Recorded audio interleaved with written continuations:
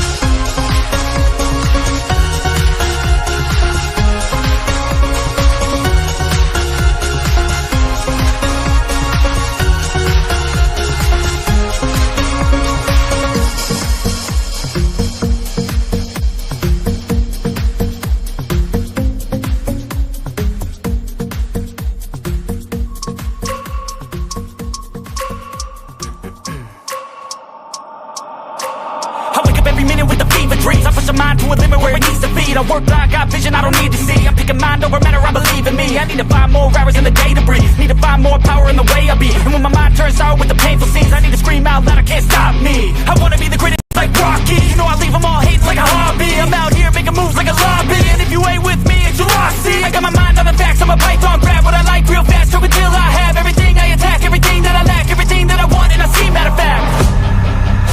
Cause I'm my own worst enemy, only if I let it be. I can control anything if I can just think carefully. I control my destiny. Deep up in my mind I manifest it. Every morning I wake up obsessed, and everything I do the best. And deep within my mind, you know I'll always manifest it.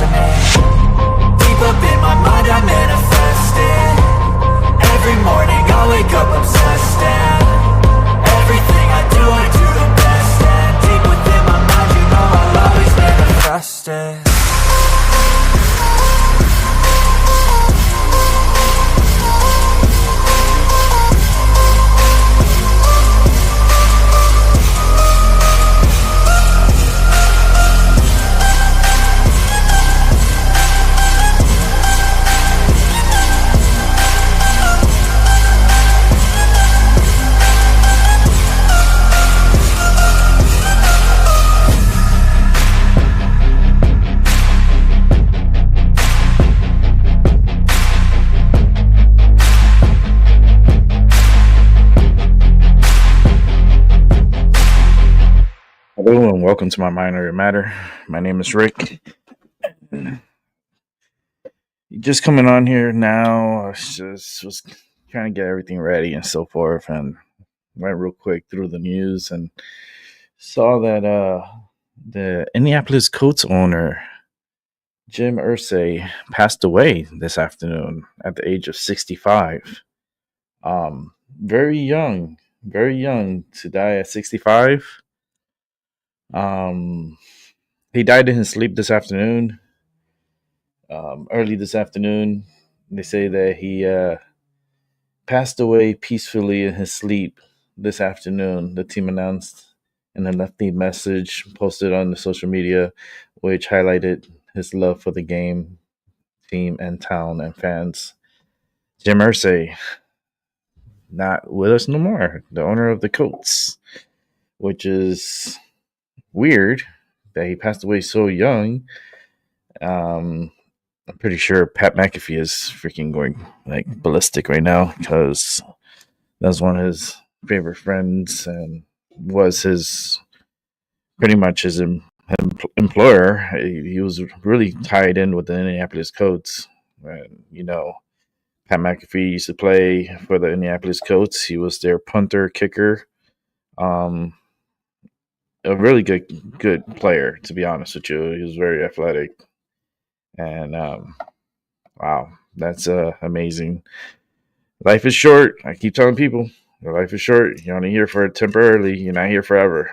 You never know when your day's going to come, and your day is coming, no matter what. You can see right now I'm focusing on rolling my joint because I didn't have it ready before the show, so I'm rolling it right now as I speak. But then, that's some devastating news. Jim Irsay wasn't a bad person. He was pretty cool. And, yeah, good guys die young. That's for sure. And very young, 65. And I'm not surprised because I know there's going to be more coming. A lot of people are just dropping dead. I think it's the frequency that's radiating now in the air that's causing a lot of people to get sick and die. Just literally drop dead. I mean, it's happening more and more.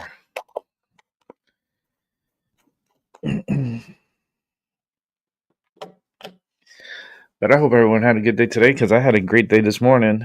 I mean, someone blessed me this morning with free breakfast, and that caught me off guard. Guy, I'll mention it on this show, but like I did an earlier show, but the guy stood up over me. Like I'm sitting down, and he's sitting 2 tables to the left. And I didn't know he was like paying attention to me or anything because I was looking at, like, I'm always watching the news and I'm always taking in information. And he just stood over me and he was like, "You're very special, and I'm gonna pay for your breakfast." And I was like, huh? Because I had my Bluetooth on my ear, so I took it out. I was like, "Hi, excuse me." It's just like, "You don't mind if I pay for your breakfast?" I was like, for a second, it caught me off guard. It's like, pay for my breakfast? He's like, "Yeah, I think you're very special, and I would like to pay for your breakfast." And I was like, okay, I sure. I mean, if that's what you want, I'm not gonna say, I'm not gonna say no. And then the waitress came by, and he was looking for her earlier because she started her shift at 8:30, so she was like there at 8, and she was explaining to him, "Oh no, my shift is a little later. I wasn't here earlier." He's like, "Oh, okay, because no, I want to tell you because I'm gonna pay for his food. I want to make sure his waiter knows." And I was like, "Man, this is so cool." For some reason, I was like, "Wow." So then my waiter comes and he brings me some water, and then my waiter talks to me for a little bit, and then the gentleman, he goes, Oh, um, I'm gonna pay for his breakfast. So when you get the receipt, bring it to me. And I was already done with my food, so I was just gonna drink some water and kept going. And the waiter's like, "Oh, for real?" He's like, "Yes, I'm gonna pay for his food." And he's like, he's very special for some reason. He kept saying that, and my waiter was like, "Yeah, he's a good guy, man. He comes here a lot, and he's always positive, very good people to have around, and you couldn't have picked a better person to give a free breakfast to." And not only him, but the other waitress too. She knows me too, so she mentioned the same thing. How you know positive and good I am, and so forth, and that I'm a regular there, and I felt great. I can't wait till I go back and hear what the gentleman had to say to the waiter, because I'm sure he's gonna tell me. I should record it so I can show you guys, because it's amazing, that feeling of having someone to come out of nowhere and bless you with free food that you wasn't even anticipating. I was just watching the news and stuff, and um yeah, that was really cool this morning. I had to repeat it on this show.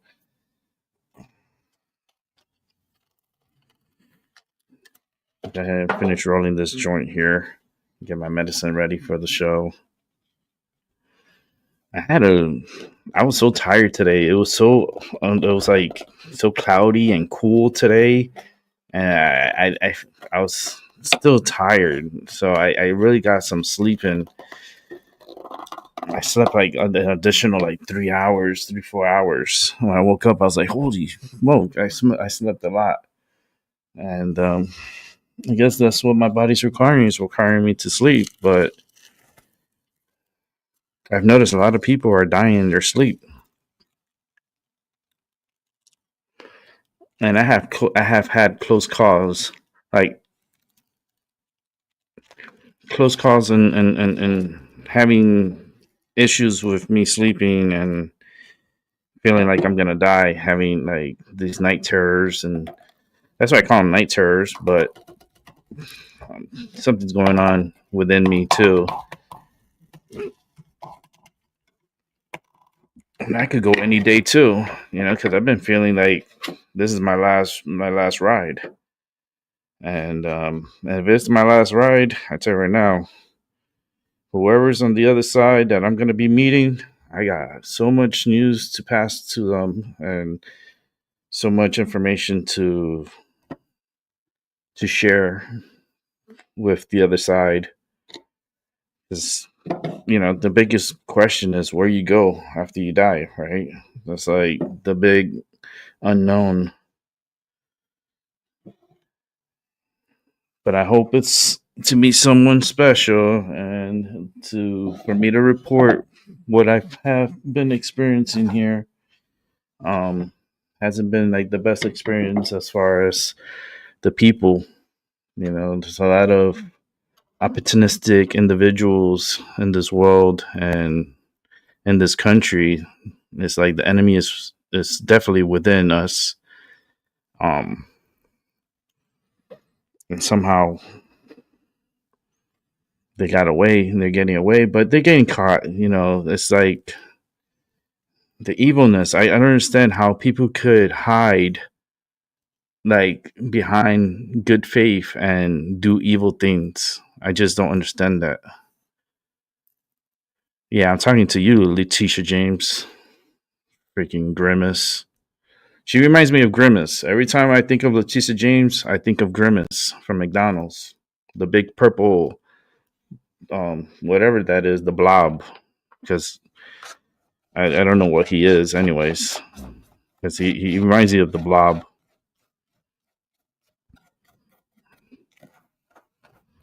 Big ass Grimace, and she smells like Grimace, and she looks like Grimace. She even has the Grimace eyes. That's why I call her Grimace. It's because of like, I guess it's the eyes, because she has like these googly eyes, and her personality is very narcissistic. Ugh, she has like the worst. I don't know who. No. That lady, I can't wait for her trial because her ass is going to jail too.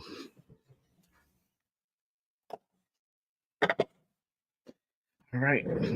Got that joint all set up. Gotta put this away.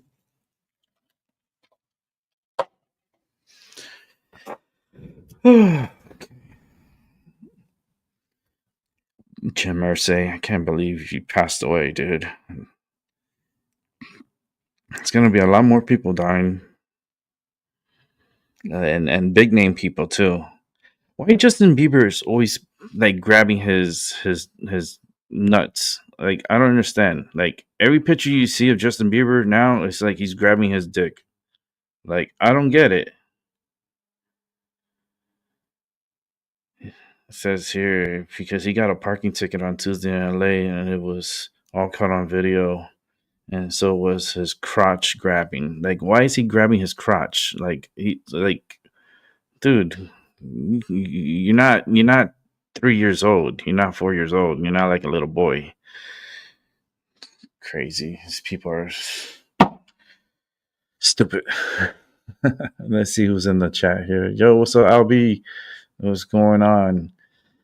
Yeah, I definitely feel the frequency change. It's something that it's like I can feel it, I can hear it. It's a buzzing sound, and it's definitely someone's manipulating the frequencies that is causing people to drop dead. Like there's people that they're alive 1 minute and the next thing they're gone, and it's like that Jim Irsay thing. Like no, that needs to be investigated. They can't say, oh yeah, he just died peacefully in his sleep. He was 65 and that's it. The end. No, I think they need to open up an investigation. Why did he die in his sleep at the age of 65? That's way too young. There needs to be an investigation. Not only that, but they have to do an autopsy on him to make sure, like, what was the causes of it. Like, you can't just say, "Oh yeah, he just died." Okay, next, because when you die after a certain time, people forget about you. You're forgotten, and you will not be remembered unless you go down in the history books where they put you down in history as you accomplish something. If you never accomplished anything and never done anything positive or anything for your life, to mark on this world, you will be forgotten. You will be like, you're nothing. Like me, same thing. When I die, after a few months or maybe a few weeks, people forget. And they move on. Life moves on. It says you can't dwell on the past. You got to move on, right? So they keep moving on, but then they forget about you, and you're forever forgotten. So the only mark I'm gonna leave here is all these videos that I leave on YouTube that my family could always go back and watch like a full decade of videos. Like I've been doing this for a very long time. I'm happy to have very minimum amount of subscribers. I mean, I would like to reach 500, maybe one day 1,000. I think that would be the cap. I don't want too many people because remember, I got to do all this, a lot of energy all at once, and people are very poisonous with their energy. There's some that have very good energy, and some that you just want to just throw that shit in the garbage. They come with sour grapes, and I'm like, get out of here. I don't need it. Don't want it. Don't need it. Make sure to drink plenty of water. Even if it has microplastics in here, that's okay. You're going to die anyways. Drink water. They're going to scare you one day. They scare you all the time. It's like, drink water. But yeah, that water has microplastics, and it's going to get collected inside your nutsack, and you're going to have like all plastic inside. I'm like, okay, what do you want me to fucking do? Not drink water?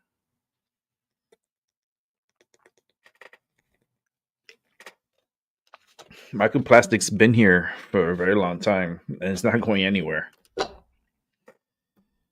But how was your day? like I said, I had a good sleep, um, and a good morning, and that's about it. And I was catching up on some news. I was catching up on the Diddy stuff. Diddy's a fucking idiot, man. If I was him, which I would never want to be, because I can't stand the motherfucker. I can't stand him. I couldn't. He couldn't be my friend. There's no way. Like, I can't stand people like him. I'm not for everyone. I always say that. It's like I'm not one size fits all. I'm very limited for the amount of people that are out here. I'm very limited. I gotta get my medicine ready. I gotta take my medicine before I go to sleep. So it's a lot of little medicines I gotta take. But Diddy, man, Diddy's nasty. Diddy's a very nasty individual. I could believe it. I could believe it. And I'm just surprised that it went on for so long without him being caught. You know, because there's a lot of drugs, a lot of like, I would say, like, a lot of crazy shit that man has done, and what he has done is just not great for society. He's just a menace to society, and he needs to be put away for a very long time and throw away the key. He thinks that money could buy him freedom, and I don't think it works that way. And like they say, you're innocent until proven guilty, but the dude is guilty from the very beginning. And the investigations into Biggie and Tupac should continue on, and I think they have the main person that's responsible in their hands. There's so many people in the jail system that want to get to Diddy. There's a lot of them that are trying to transfer to his floor because they want to beat him up or kill him because of things that he did in the past that affected those that are in the jail system right now. He has a lot of enemies. Take all my medicine. What time is it? It's 8:40. I'll be on for about an hour, maybe 2 hours. Let me if Albie wants to come through, it's okay. I could put the link out. This is more like a let's see here. Okay. Let me hit enter on here. I still need I'm putting an order together because I want to put like I said, I want to put the cat tree over here, and I want to get a better wireless keyboard to put here. Like I want a better keyboard that has better range to my laptop.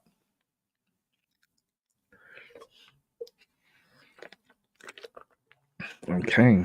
Took all my medicine.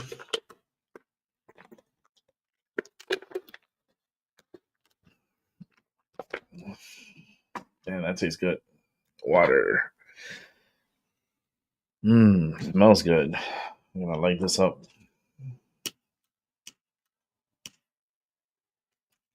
Let me check here on what's going on the news. See if there's anything for me to show on here. There might be a couple of things. I mean, I guess that Jim Irsay is a pretty big story right now.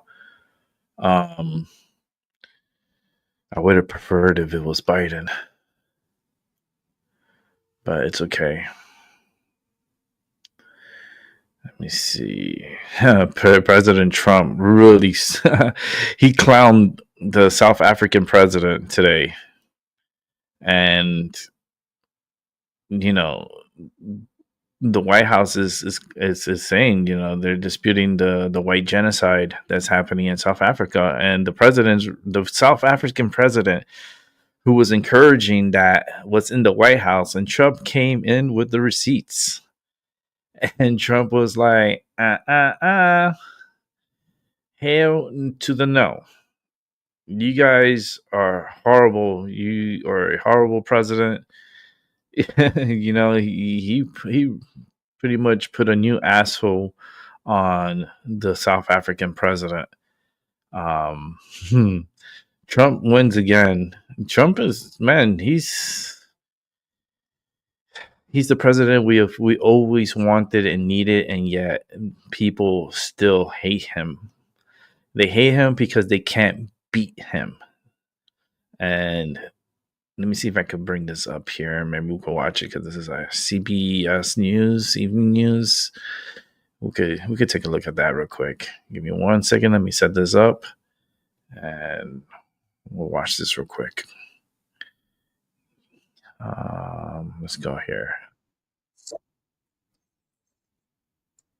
Exchanges between the President of the United States and other world leaders. But President Trump has turned the Oval into a ring for sparring with them, including the President of Ukraine, the Prime Minister of Canada, and now the President of South Africa. Mr. Trump sprung a video on an unsuspecting... We'll start this over again. Let me change this. I gotta change the setup here. Okay. Let's bring this over here. I'm still learning how to navigate through this because StreamYard changed a lot since I last been here. So let's go ahead and play this.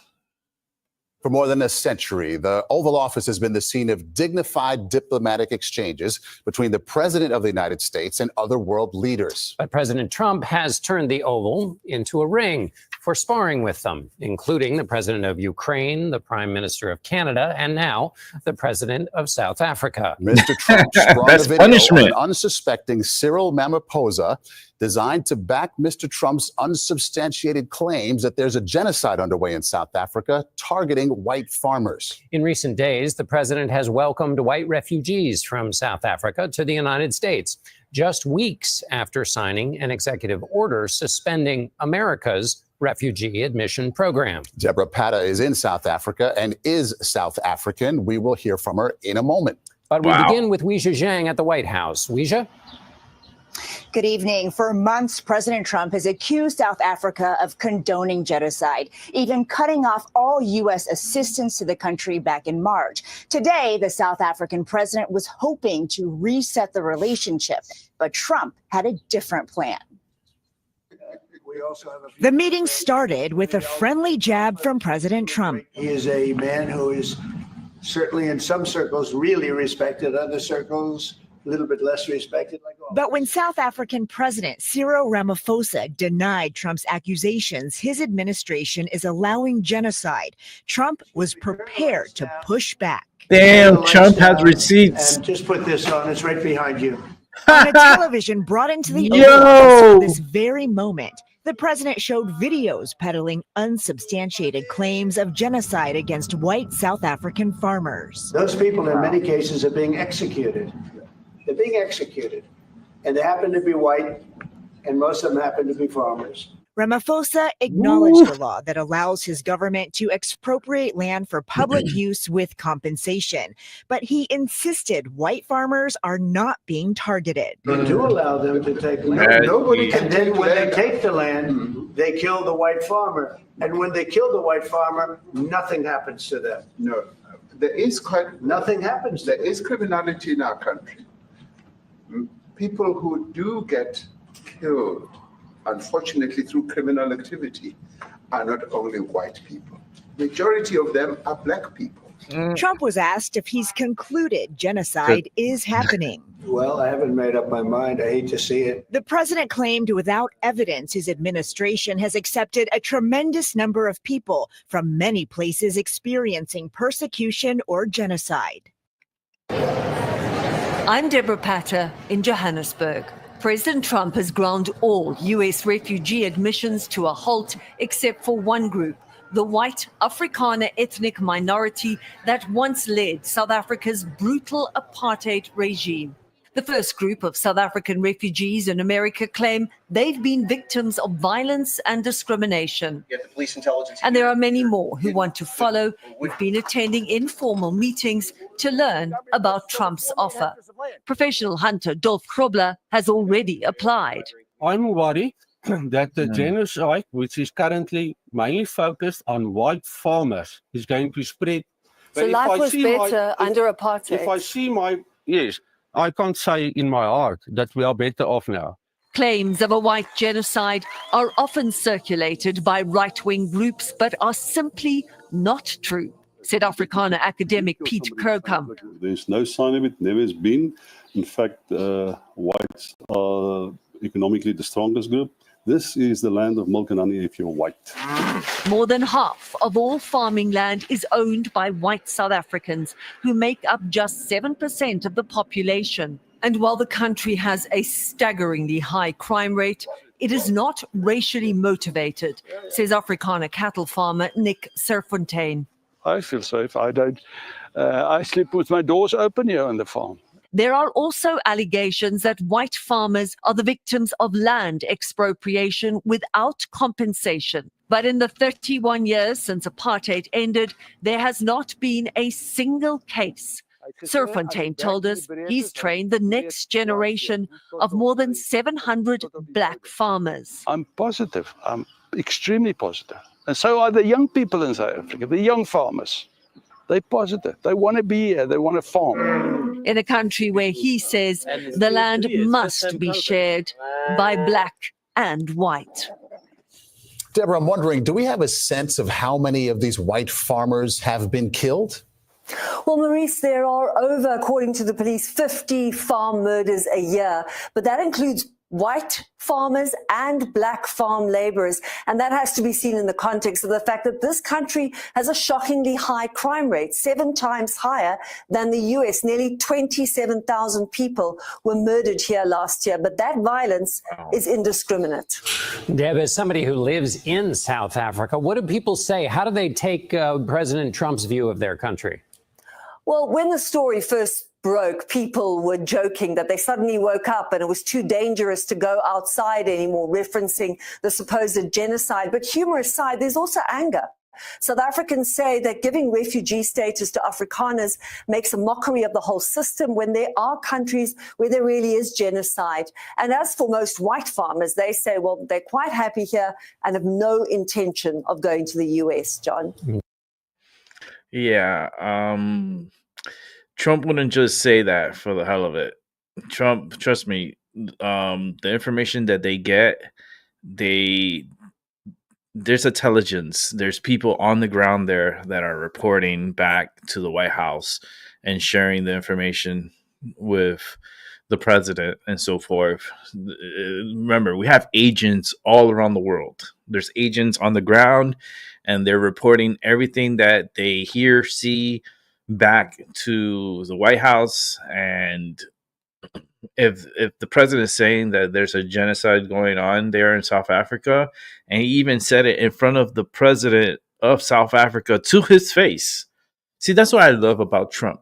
See, Trump, he'll come to your face and tell you to your face. He don't come and try to talk behind your back. You know what I mean? He's one, he's not afraid of confronting someone and telling them to their face what's the problem. And it so happens that a couple of presidents that have come through to the White House, have walked out in shame. Like you got Ukraine's president Zelensky, he got his ass ripped, and now the president of South Africa. It's nuts. The world is a wild place, but Trump wouldn't just do something just for the hell of it without having evidence to back it up. And that's what you call a hell of a fucking president. He's not gaslighting you. He's not giving you off of his head. No, he's coming with the evidence and he's showing it to you. He's like, okay, if that's what you're saying, okay, so let's go ahead and let's bring the receipts. And the president of South Africa was like, He was looking around like, oh shit. Oh man, this is I was not anticipating this. This is fucking crazy. Oh man, it's crazy. It's and you know, we got to step up, you know, and there's certain areas that yes, they need to be saved and they need to come to the United States and be here.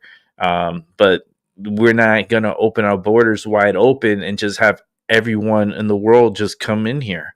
It just doesn't work that way. You know, it's there's a process of things happening here in the United States, and you got to follow the rules. If the president welcomes you here, then you're here. If you know they close the borders and they tell you no, you know you're illegal, and you got to go back. You got to go back. There's no if what's buts about it. Just you gotta follow the law. You know, it's not like if I could go to any other country and just stay there and just say, no, because I want to live here, I'm going to stay here and you got to accept me here and you got to pay for me here. If I was to do that in another country, you know what they'll throw my ass? They'll throw me my ass right back over here to the United States. And they say, look, get them the fuck out of here. You know what I mean?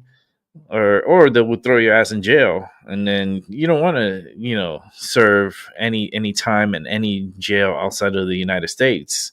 Can I tell you right now, it's not the most pleasant. It's not pleasant at all. I mean, I think the only jail that I think that's probably pleasant to be in, and I think that's Japan.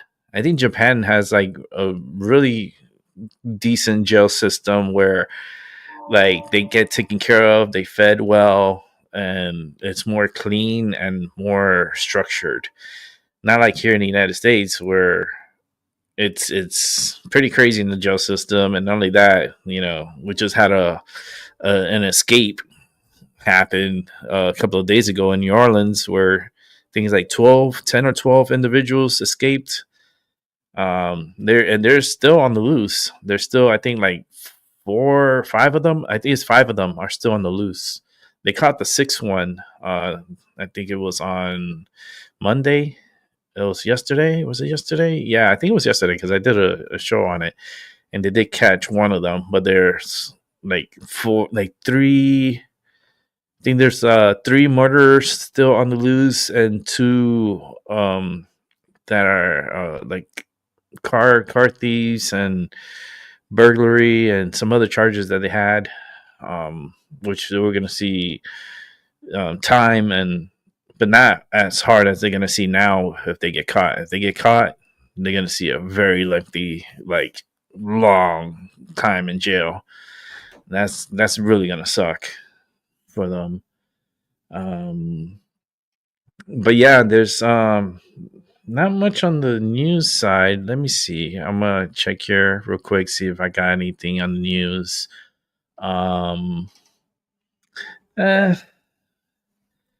Talking about the transparency of the let's see, this is Biden. So this is about Biden. I don't really care about Biden. Maybe go watch I don't want to care about that. Yeah, it's not really much going on. There's really nothing. It's a pretty quiet day besides the president eating up South African president for lunch. Other than that, it's been not so bad day. Yeah, not so bad day, and that's good. Let's come back over here. Oh, there's Albie. Let me get Albie over here. Give me 1 second, Albie.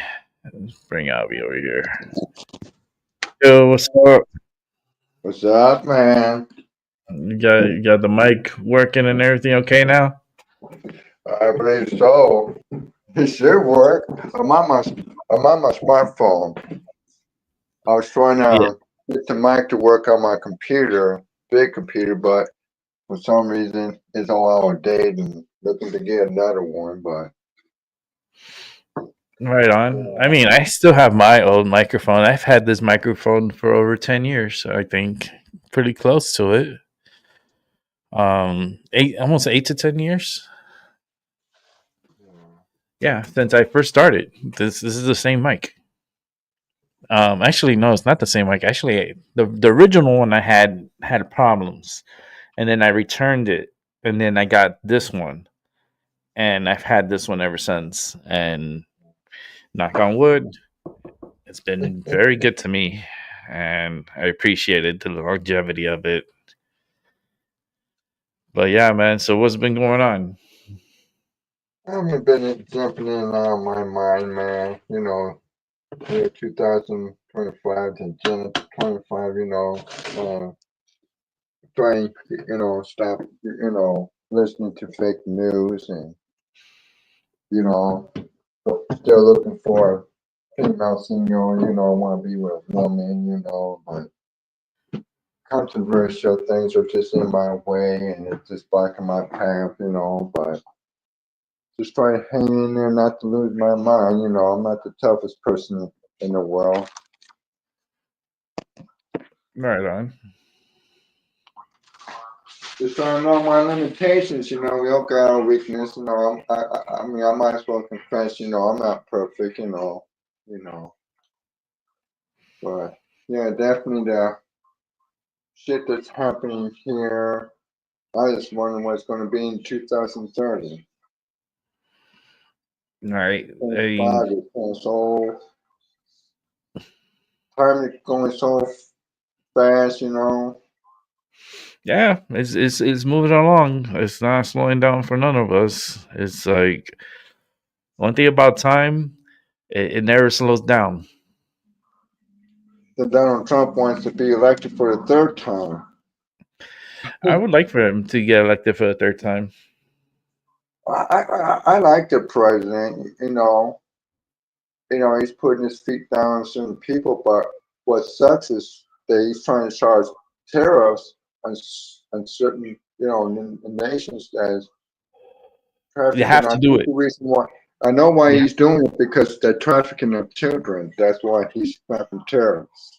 Well, the thing is that people don't talk about. We just learned about terrorists just recently, but terrorists has been going on for a very long time. And let me tell you something: the United States has been paying a lot of money on terrorists that other countries have imposed onto the United States. So this is nothing but, look, we're coming back and we're getting what's ours. And if you want to charge us 110% tariff, well, guess what? We're going to charge you 120%. And we're going to gain the 10% from it. So it's kind of like equaling the odds and making it a fair playing field. You know what I mean? You can't like take advantage of us for so long, and we're in so much debt. We can't live on and have a future if we're in that much debt. There will be no future because there's not going to be no money, because we're going to be owing to the world, and the world is not giving us anything.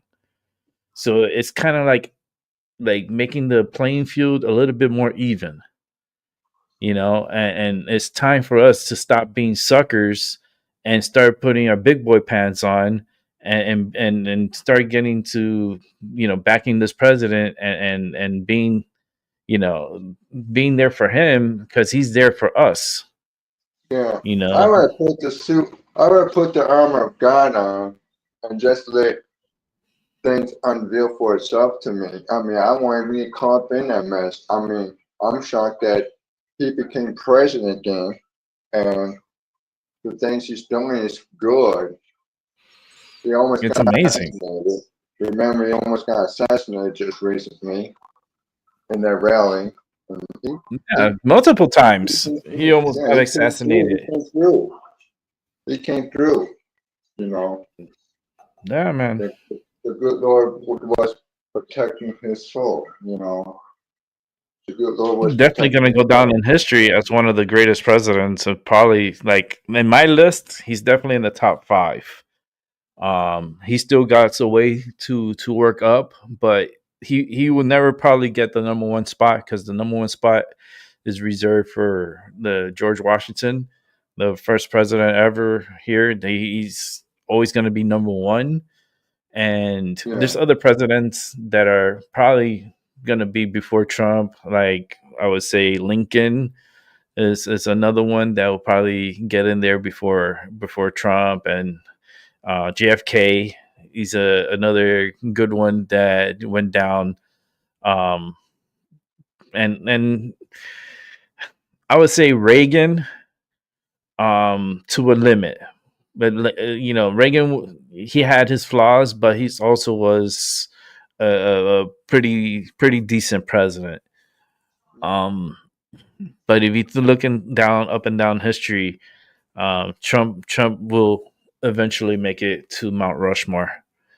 I think he will make it to Mount Rushmore, and I think they will do the funding for it and put him on there. I just have this feeling. I just know they're gonna do it. He's gonna end up winning the Nobel Peace Prize, and he's gonna end up winning a lot of accolades before he leaves. And I hope he leaves the country in a good shape, so that way the future is protected, and hopefully the next administration will be as good or better. I mean, I don't think you're going to be better than Trump, but at least to maintain it, that'd be a good thing. Let's see.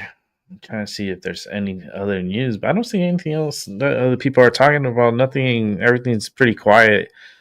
The only thing, like I said, is that Diddy stuff and Letitia James. Other than that, everything's just been pretty quiet. I mean, even Trump mentioned Letitia James. I was telling I don't even know how she's still AG.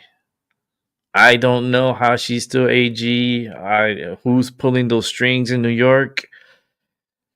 So right now, New York they need an enema for sure. New York needs to be cleaned out, because right now there's nothing but shit stuck in there. And the system there is so horrible that there's people running away from New York to get away from New York. They don't want to live there because it's too dangerous. The reason why, I'll tell you the reason why New York is haunted, because ain't this where the first one of the first 13 colonies where a lot of soldiers and our native brothers and sisters died? Yeah, well, New York has definitely have a lot of paranormal activities from the past, and there's a lot of ley lines that crosses New York, and that's why there's a lot of energy. Yeah, there's a lot of energy that's there, but the bad part is just the wrong people are running it. They're running the asylums there. I mean, even the jail system is horrible in New York.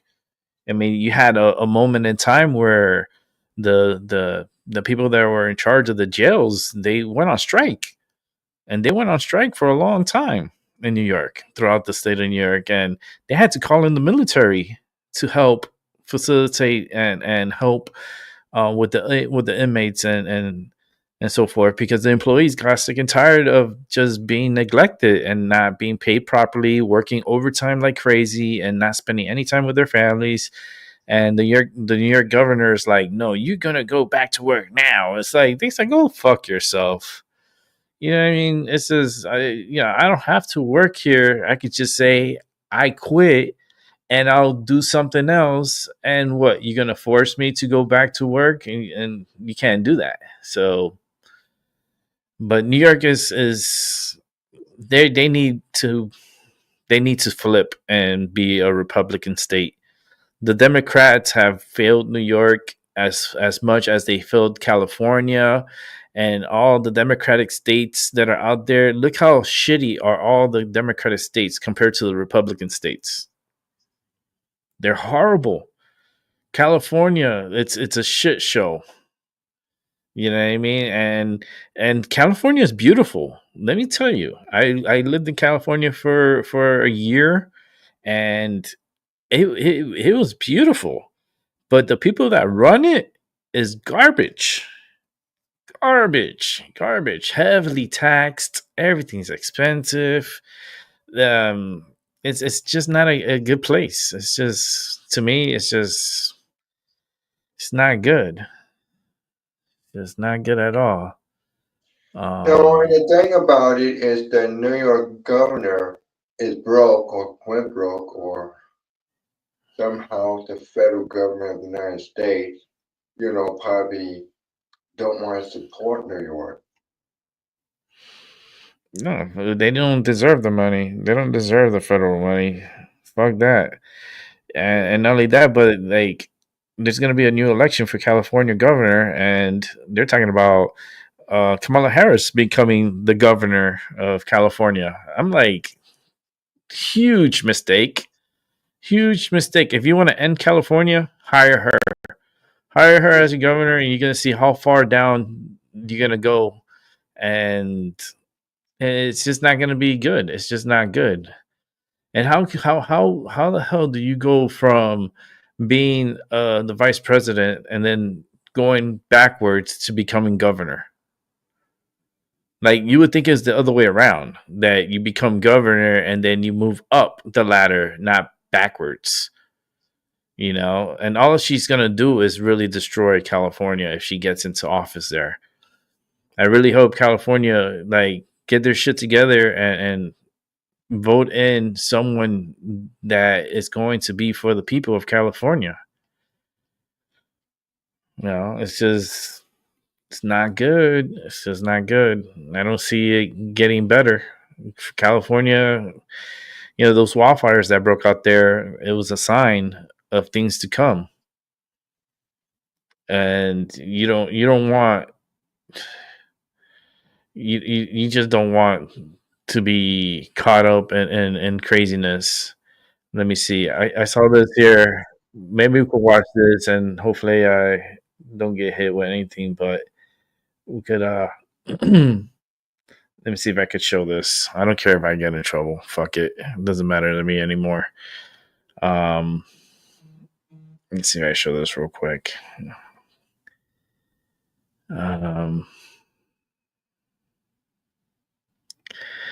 Share this real quick, and you can see for yourself.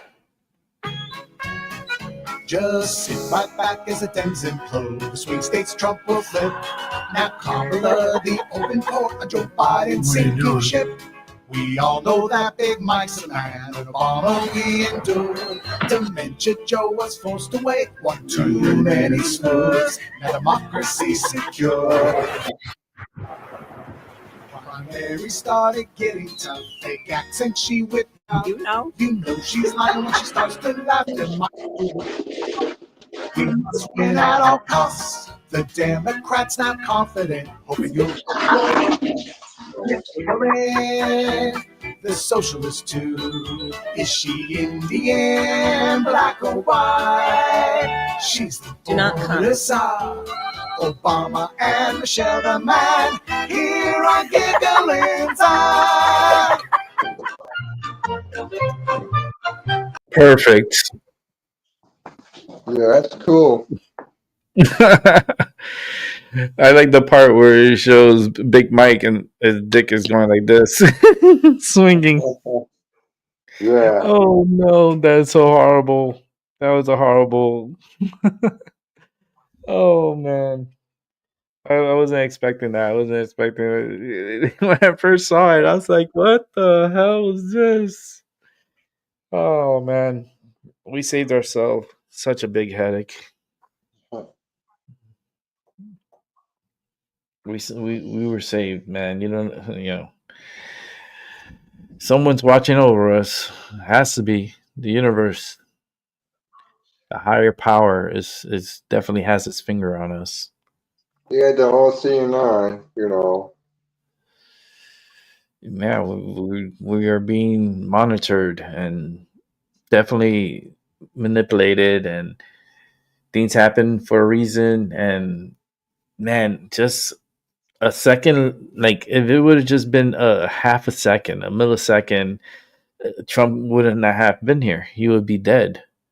Yeah. We would be in a different state of mind right now. Yeah. Yeah, it would have been devastating, you know, and who knows where the United States we could have probably like just crumbled.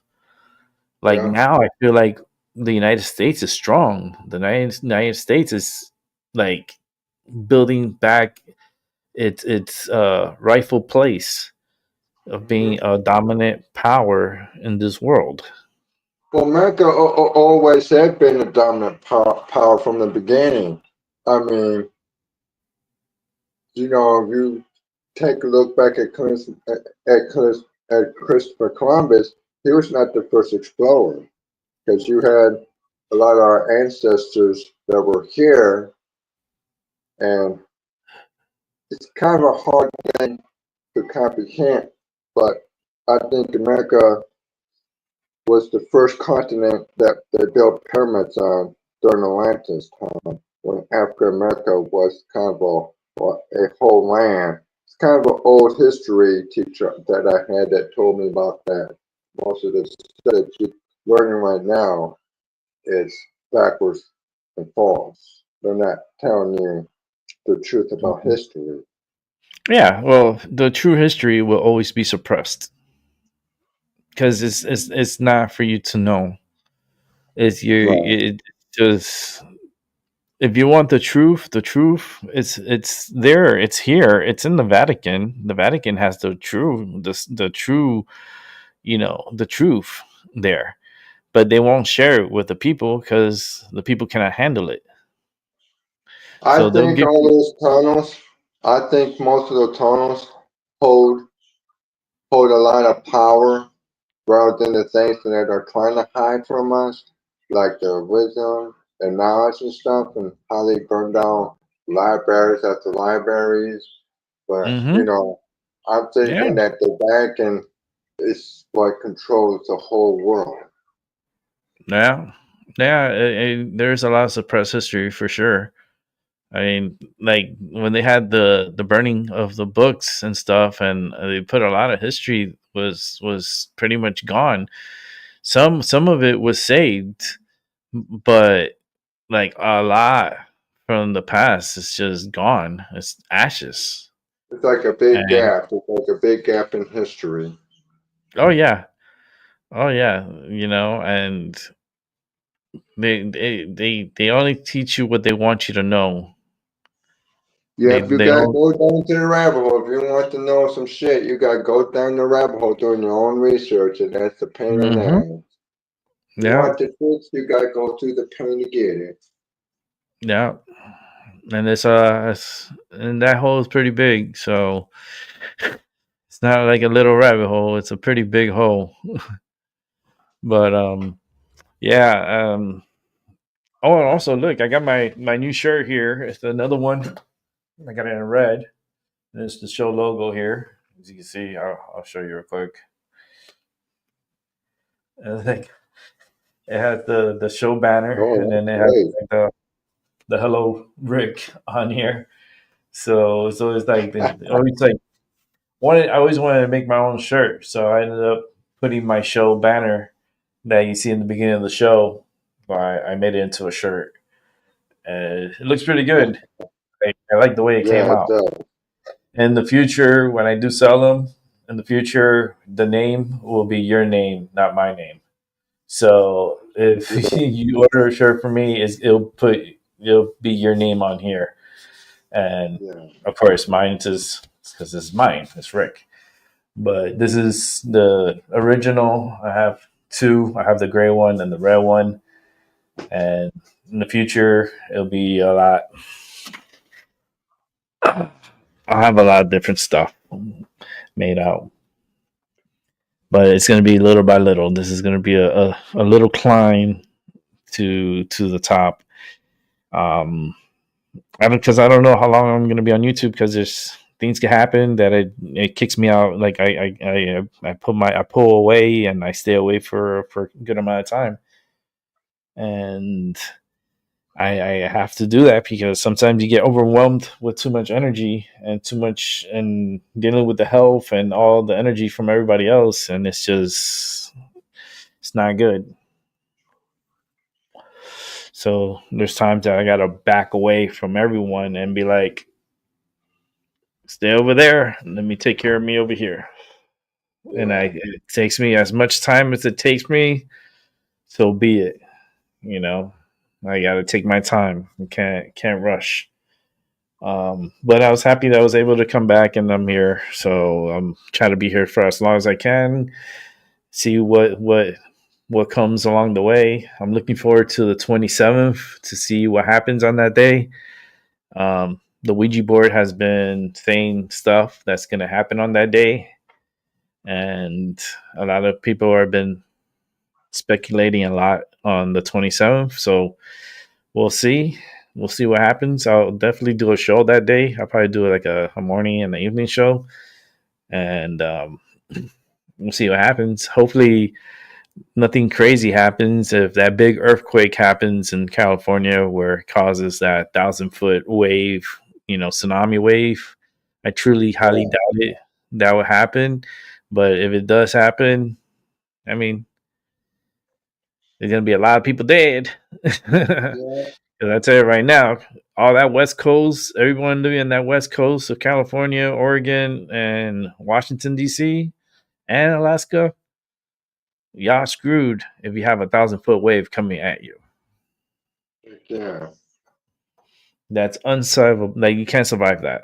It's unsurvivable. Like, you can't. There's no way to survive that. Now, if you were on a submarine, you wouldn't be able to survive it because, but problem is the weather is changing and nature is making her ramps up and she's cleaning up those that deserve to die, and people need to pay attention more to the sun because the sun is dictating everything that's going on this planet. Absolutely. And I tell you right now, the sun is it's not really happy.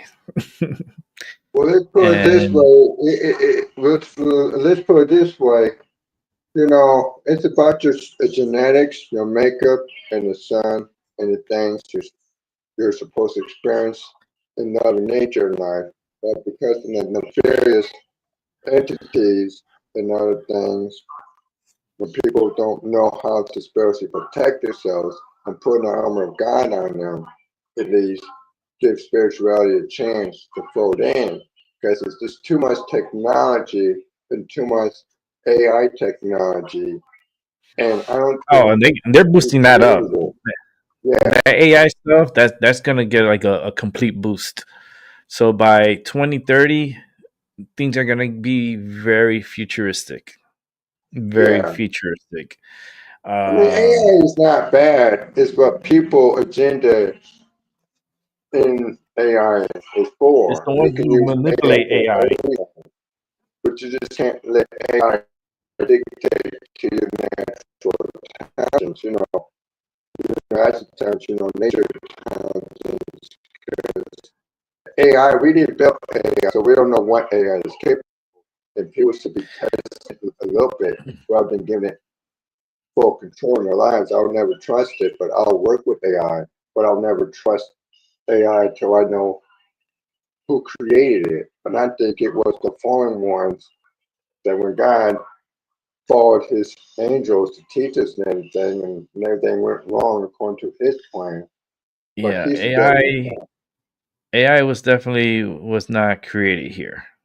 It was something that was brought. It was brought here, and it's very.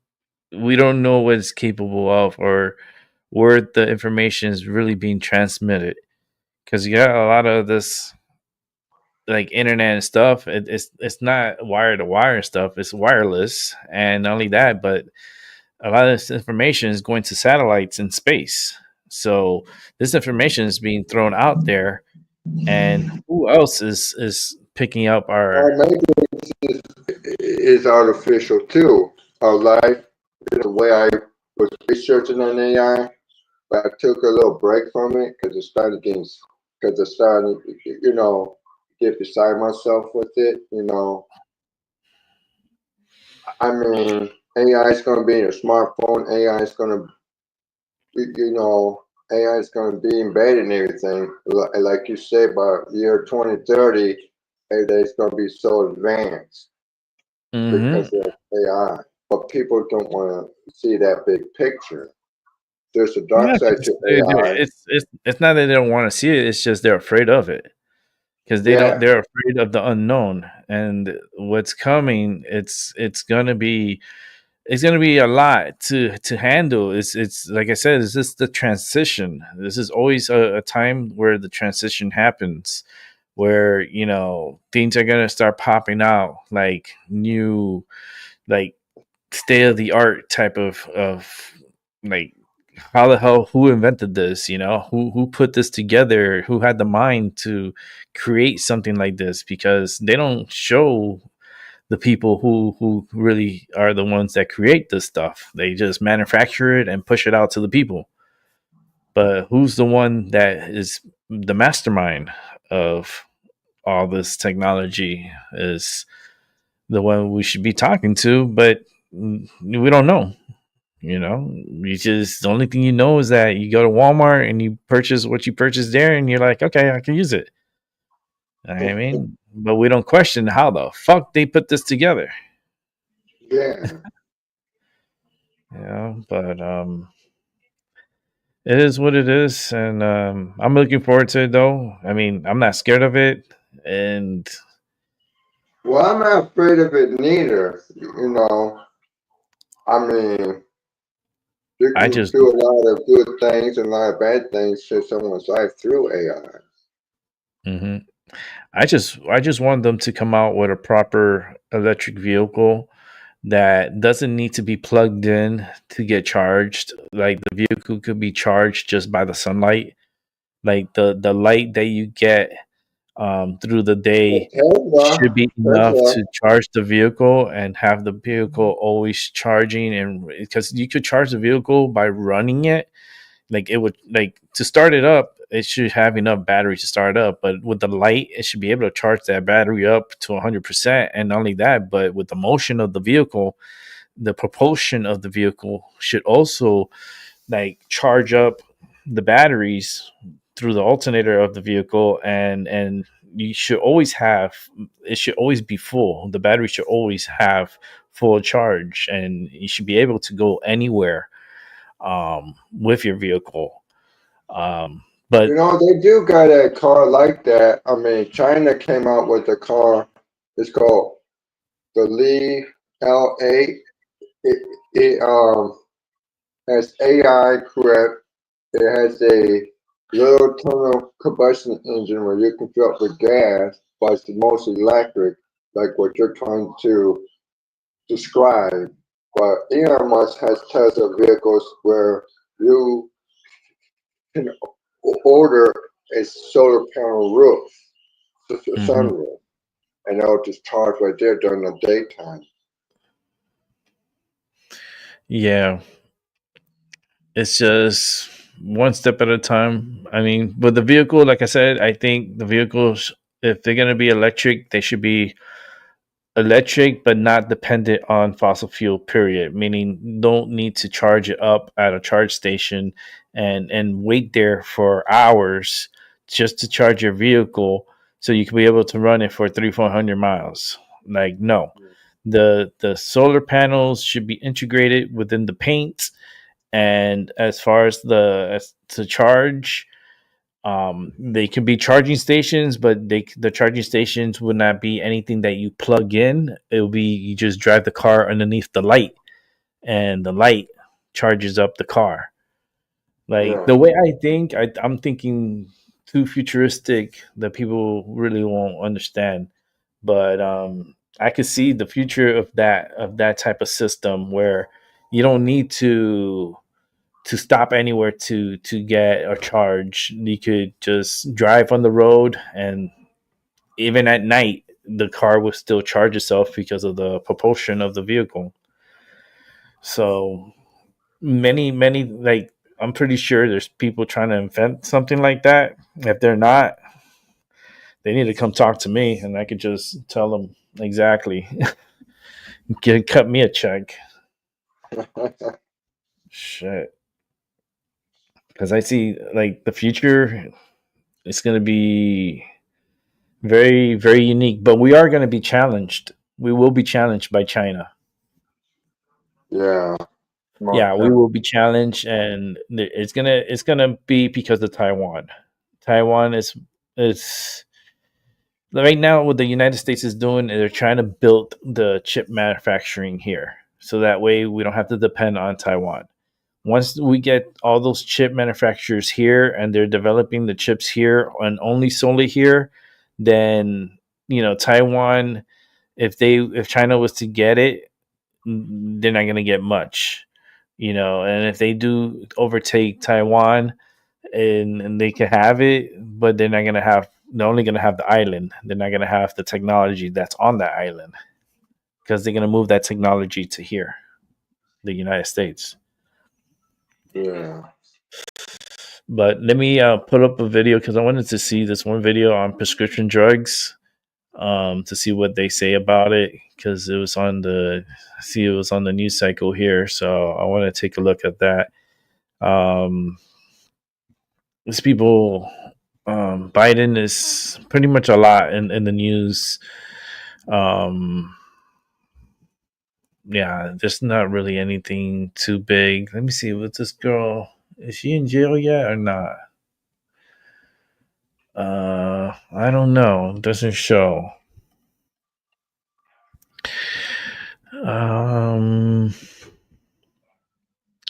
They have this story on the cover up of Biden. I mean, I think I could show that. We can see the cover up. Set that up there. Let's come over here. First, let's watch the story about the prescription drugs, which I think is important because I do take prescription drugs. Let's see. America, why does the same drug cost more in the U.S. than Europe? Is it greed, litigation risk? Is there a role for government to play? Fairness, free markets, your health, and your money? Joining us is Louisiana Senator Dr. Bill Cassidy, who chairs the Senate Committee of Jurisdiction. Welcome, Mr. Chairman. It's good to see you. Let me first ask you, because you are a medical doctor, Joe Biden, I've lost friends to prostate cancer. Perhaps you have too, and our viewers. Too early to know the prognosis? Is this something that's usually treatable? Three things. First, our hearts go out to them. My heart goes out to everybody because there's people watching us right now, Trey, who've got a form of cancer.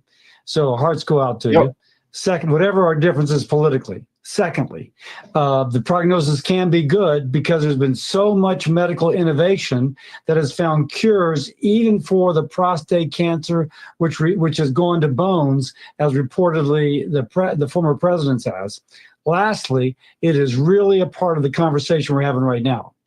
We have innovative drugs that can cure or at least really treat even things like prostate cancer going to the bone, and they're incredibly expensive, much more expensive in the U.S. than elsewhere, and that's what we're talking about, Trey. We need the innovation, but we need to be able to afford the drugs too. All right, and you're the perfect person, which is why I wanted you on tonight to discuss why the same drug might cost here more in the United States than it would Canada, Mexico, Great Britain, or fill in the blank. Because the drug companies drive the other countries drive a harder bargain with the drug companies than does the US of A. There's a way to address this. All you say is to the drug companies, if a country is 80% as rich as us, the price needs to be 80% of what we pay. That'll drive our price down, their price up. The drug company still has the money to do the innovative work to find the cure for the cancer that somebody else watching may have, but then we're not paying more than our fair share. Make them pay their fair share, we'll pay lower prices, we still get the innovation. That's what I want. All right, Doc, conservatives typically don't like price fixing, but there is interconnectivity, as you mentioned, between health and government via Medicare, Medicaid, EMTALA, and I don't see that connectivity changing. So if you're going to provide medicine, can you negotiate on the prices? And if so, who does the negotiating? Absolutely, you can negotiate. But because by the way, Medicare negotiates on the price of what they pay a doctor, of what they pay a hospital. That's all a negotiated price. What I'm suggesting, and I think it would be I think others have suggested it too, is that we tell the drug companies, listen, the United States has got an economy and a wealth of 100. If another country has a wealth of 80, then we don't want to pay, they have to pay 80% of what we're paying. What that is going to force the drug company to do is to drive a harder bargain with that foreign government. If they drive a really hard bargain, hey, we might pay a little bit more. In reality, we'll pay less. If they pay their fair share, we'll pay our fair share. The president will be happy, the American people will be happy, and there'll still be enough money to find brand new drugs to cure the next thing that needs to be cured. All right. Before I let you go, I'm going to ask you about some new research I read on autism, genetic, environmental. It seems like maybe there's some progress being made into unlocking that, or did I misread? I'm not a medical doctor, obviously. Did I misread the research? No, there's a lot of good research looking at the genetic predisposition that can contribute to autism. And autism, even in the first months of life, before they received any vaccines of note, you can see that there are changes in the brain that are related to the ultimate diagnosis of autism. So there's a lot of good research. I care deeply about this. I want this research to continue. Let's find, if genetics is what's causing it, and then some factor coming maybe in utero that the mother is exposed to in utero, let's figure that out so that we can help the mom avoid that problem so that her baby is born without a risk of autism. Doc, I count 4 or 5 medical doctors in the Senate, and it's on issues like this that I think we're lucky that we have people smart enough to go to medical school, but also want to serve in public service. So thank you for both, and thank you for joining us on the Sunday night. That was a good one. Hey, Sean Hannity here. Hey, click here to subscribe. Treason at the highest level. That's what Trump's calling the Biden cover-up. And he says the people who lied to the country are treasonous thugs and wants their punishment to be very severe. Now, everybody in D.C. is trying to prove they're not Benedict Arnold. After hiding the evidence, now they're saying there was no evidence. It was harder to get people to say anything. That's the point. And it's hard to get, you need evidence for stories. Yeah. But we were trying to crack this. Yeah. People outside of the Beltway saw evidence every day, and they didn't need sources to know Biden's brain was shot. They just needed a TV. The Washington Post, a paper that has hundreds of reporters in the Capitol, who has reporters following Biden around on his plane, are now saying, quote, if Biden was too frail for his job, voters should have been informed. Yeah, by you. The paper that broke Watergate couldn't tell us Biden was a vegetable. Wow. Informing the public is literally their job. And they're saying they couldn't do it because they were tricked. We get phone calls at home where the guy is like pounding me because of op-eds that I wrote, et cetera, et cetera. So, I said that this was Biden at his best. Sure. That's what I saw. That's what other people saw. I was obviously wrong. So I'm not sure what my takeaway is here. Scarborough says he was wrong, but he's not sure what the takeaway is.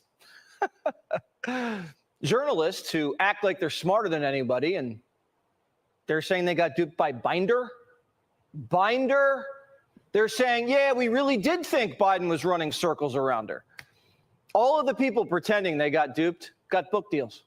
Well, what about the people who didn't get duped, like me? What do I get? I don't want anything. I don't need anything. I just need you to watch. And you do, because I'm right. As Limbaugh said, 99.8% of the time. Even the Biden campaign couldn't believe how dumb D.C. was. They were shocked that reporters believed the lies they told them. When you were reporting this, did people in his inner circle, did those that you talked to acknowledge that the media, were they surprised by how complicit the media was? It was interesting. I had one conversation with someone. This was after the election while we were reporting this book. This person said, listen, yes, we deserve blame for X, Y, Z. We were hiding him. This person also sort of got in my face and they said, listen, the media deserves some blame too. Like, we were sort of amazed at some of the stuff we were able to spin. You guys should not have believed us so easily. The Biden White House was like, yeah, we were lying, but you idiots shouldn't have believed us. We told you Joe was Hercules. The campaign didn't even think it'd be close. They thought they could throw Trump in jail and keep Biden in the bunker. They will say that the threat of Donald Trump made it so he didn't really have a choice. That being said, just given what we've seen of their actions and how they acted after the debate, I think he would have run anyway. I mean, I think, he spent most of 2023, him and Donilon, President Biden and Mike Donilon spent most of 2023 convinced that Donald Trump was going to jail. But throwing Trump in jail just made him more popular. So NyQuil Joe was forced out of hiding, and his campaign spent millions staging fake town halls. This fake town hall was in order to film it so they could make it into campaign commercials. They filmed it in Delaware with supporters. But Joe Biden at this point, this is the spring of 2024, Joe Biden's town hall, which was closed to press, was so bad that campaign officials determined that it was not usable for a campaign commercial. So they took 90 minutes, 2 hours out of the president's day. They filmed an entire town hall and they determined that it was not usable. Now, some people say this was because Joe Biden was incoherent. He could not really articulate his thoughts in a pithy or even semi-normal way.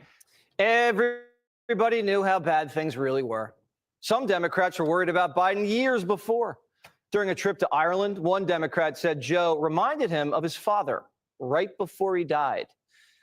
Another Democrat said they were stunned to see Biden completely out of it at a White House Christmas party. Every Democrat saw it, but they all zipped their lips. Even Kamala thought Joe was out of his mind. Remember when Joe put on the Trump hat? She said, what is he doing? This is completely unhelpful and so unnecessary. I remember that. After that, they said, we're not campaigning with this guy ever again. Biden was toxic. Now Democrats are saying Biden's foreign policy wasn't really his. I look at the policy that we were able to pass, what we were able to do in the foreign policy space, reestablishing alliances. We were doing a lot. Now, was that Joe Biden or was that the people around Joe Biden? Politburo? Yeah. No, I don't think that was the Politburo, but I think he had really strong folks around him. Now, yes, we can go back in hindsight and say maybe it wasn't the president that was doing this, and maybe we should have asked questions. Biden wasn't even running his own White House. They say a small group of Biden insiders were running it. You know who was in charge? Hunter. Well, I think Hunter was driving the decision making for the family. The people, he was almost like a chief of staff. I think he is provably, demonstrably unethical, sleazy, and prone to horrible decisions. I mean, tell me how you really feel. Well, I mean, I'm just look at the record. I mean, after his brother died, he cheated on his wife with his brother's widow and then got her addicted to crack. Tapper just said a sleazy criminal hooked on crack was running the country. Oh, man. But when we said that, Tapper said, no, that's just a cruel conspiracy. The right wing is going crazy with all sorts of allegations about Biden and his family, too disgusting to even repeat here. I mean, some of the ones I've seen from the president's son and some of the president's supporters are just wildly unhinged. Unhinged. Okay. Well, what's Tapper's next book going to be called? Biden's border crisis? How Democrats imported millions of voters. How much is he going to get paid for that?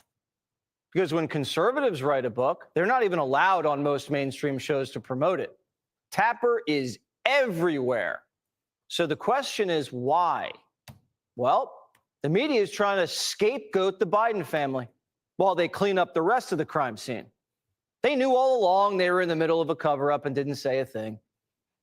But when did Biden find out he had cancer? They said he found out Friday. But at this point, we can't believe anything they say. Biden said he had cancer 3 years ago. Because it was a 4-lane highway that was accessible, my mother drove us, and rather than us be able to walk. And guess what? The first frost, you know what was happening? It had to put on their windshield wipers to get literally the oil slick off the window. That's why I and so damn many other people I grew up have cancer. And why can't, for the longest time, Delaware had the highest cancer rate in the nation. Was he talking about prostate cancer, skin cancer? Because he said this before they caught his skin cancer. So what cancer was he talking about? Was that a gaffe? Was he telling the truth? How long have they been lying to us? Biden had an enlarged prostate over 10 years ago, and they just stopped testing him? Doesn't make any sense. Nope. The question now is, why haven't we heard from Biden's doctor? Why are unnamed Biden sources telling us about Biden's cancer? Shouldn't doctors be making these statements, not anonymous sources out of Delaware? No one wants to put their names to this story. Maybe because there's more to this story. I mean, I still feel that Jake, I think, agrees that this is only the first draft of this story, and it's going to continue on. Click here to subscribe to the Fox That's News crazy, YouTube man. page to catch our hottest interviews and most Crazy. compelling analysis. They let that You won't get it happen. anywhere else. Let's just let that open up there, and I'll stop sharing for now. But that cancer stuff, it's very dominating. It's dominating the news, and yeah, it seems like more people are getting cancer, right? And technically, it kind of proves the case, you know, because I blame it on the sun. Blame it on the sun. Blame it on the son of a bitch. No, blame it on the sun. The sun's been very active. It's been throwing a lot of particles to Earth, and it's been penetrating through. And a lot of people have been getting sick. A lot of people have been dying. A lot of people have been dropping dead. Literally just drop dead. Like, poof, gone. Like, animals, birds are just falling from the sky. You got dolphins, like, all throughout the west coast of California, all beaching themselves. The whales are beaching themselves. The sea lions are beaching themselves and dying on the coast. They're not reporting that on the news. You hear crickets on that. And what's really truly going on? There's a lot of fluctuation of energy going on right now, and a lot of people and animals can't handle it, and they're dying. They just straight up dying. So I see a lot more people like dying, like drop dead. See a lot of people doing that. And it's the frequencies. It's in a different, I can hear the different tones, and I can feel the energy. That sun is, I don't know, for some reason, like even up here where I live, you know, because I'm in a different angle from everybody else. Everyone, you know, has their angle of the sun. I have it more of the northeast, but we can still feel the sun when the sun is out. You can feel it like really penetrating and burning the skin. And I was like, damn, this damn sun is pretty burning. It's like it hurts. You know, I have to, you know, put lotion, or I put on the long sleeve. I have on it's like a sun protected long sleeve, and I have with the hoodie. It's like it's a cool shirt, so it stays cool, like for the summer, but it protects you from the sun. Because I think the sun is is playing with us this year, and it's gonna joke and it's gonna punk us all this year. It's gonna be a very active year. Hurricane season is gonna be very active. I was looking at videos of Category 5 hurricanes just to see how they look. If you get some time on YouTube, you could look up Hurricane Katrina. I had to work during Hurricane Katrina. I had to close the building that I was working for. I was a plant operation manager of. I had to shut that building down because of safety and so forth. So we sent all the employees home. And then once I had that building secured, I had my second job. And my second job, I worked at the hospital. And there, it was pretty aggressive. The storm was active, and the winds were really pretty strong. For Category 1, we were getting like 85 mile per hour winds, gusts, like sustained winds, definitely hurricane sustained winds of 75 and like 75, 80. And we will have gusts that will go up to like in the 90s. And it did a lot of damage. And the hospital I was working at, well, it affected our generators. We had no power. The power was knocked out of the city. So we had no power, but supposedly the hospital has generators, right? Come to find out, the generators weren't working, and they weren't working properly. And that's a bad thing, because we had patients in ICU and CCU and in step down, which were the top 3 floors of the hospital. So we had to get a coordination. We got coordinated with the city and with the fire department, and the mayor actually was there and coordinated a rescue team to start evacuating the patients from the ICU. We had a couple of patients that were in a coma, and they had a whole ICU was pretty full, and each one of them had to come down through the fire escape, down the stairs. I'll tell you something. Those beds, it's pretty heavy. It's pretty heavy with the patients. It's pretty heavy. And we had to carry them down. It took all the manpower, and we had a good manpower. We had a lot of good. I was helping them. They're like, hell yeah, let's go back up, because we had to climb back up. You gotta understand, we take the patient from the 6th floor and bring them all the way down, put them in the ambulance and so forth, and then we have to climb up 6 floors. You know what I mean? And they're coming down with a patient, so we have to like hide like on the side of the door so they could maneuver it and get the patient down. And they're taking their patient down, and then we have to go up and then rest up for like a minute, and then grab the next patient, and then work down. It was a nightmare. That night was. I could write a book about that night.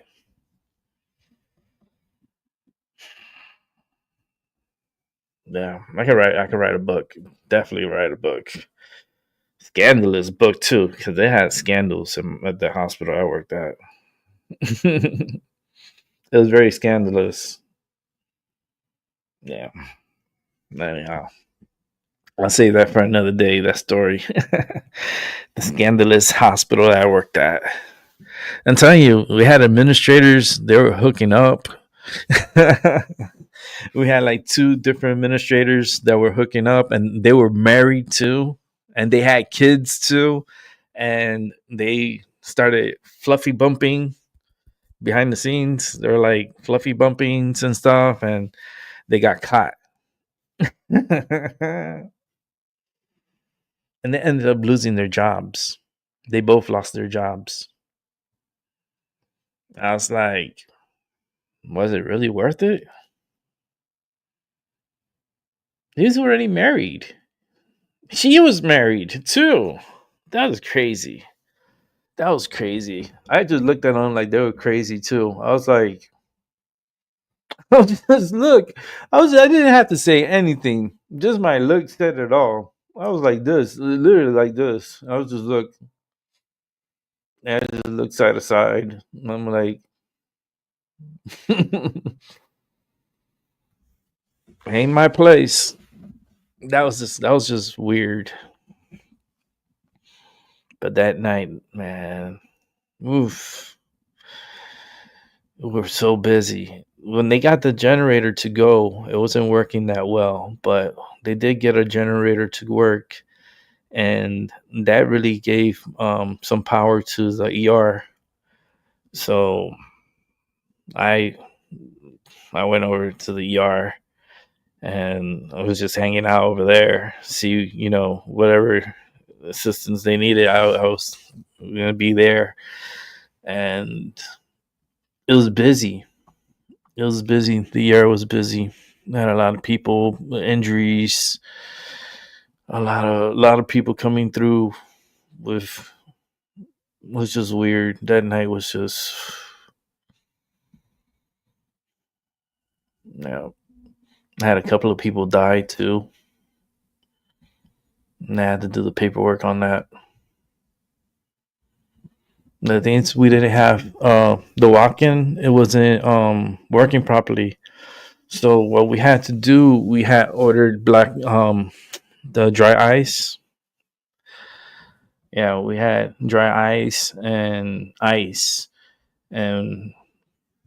we'll cover the body, and we wrap it they had like a plastic, and then they put the ice on them to keep the body cool.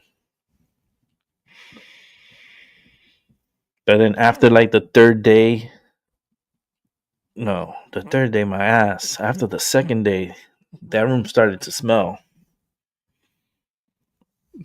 And then I had to go talk to the director and then let them know, listen, we got to get these bodies out of here.